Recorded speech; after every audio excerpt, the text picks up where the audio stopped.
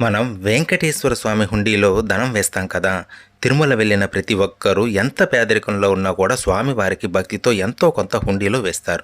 ఒక విషయం గుర్తుపెట్టుకోండి, మనం వేసే ధనం ఖచ్చితంగా మన కష్టార్జితం అవ్వాలి, న్యాయంగా సంపాదించింది అయి ఉండాలి. అటువంటి ధనాన్ని మాత్రమే హుండీలో వేయాలి.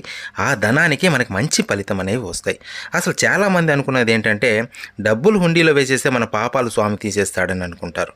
అలా ఎప్పటికీ జరగదు. డబ్బిస్తేనో లేకపోతే ఓటేస్తేనో రుణమాఫీ చేయడానికి స్వామి పొలిటీషియన్ కాదు కదా.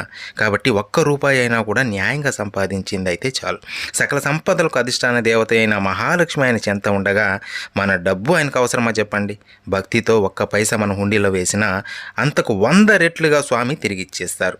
ఇంకో బాధాకరమైన విషయం ఏంటంటే, స్వామి దర్శనం చేసుకుంటూ ఉంటే చాలామంది చిల్లర విసిరేస్తారు గర్భగుడిలోకి. తర్వాత ధ్వజస్తంభం దగ్గర కూడా డబ్బులు విసిరేస్తూ ఉంటారు. దీనిని భక్తి అంటారో ఏమంటారో మీరే చెప్పండి.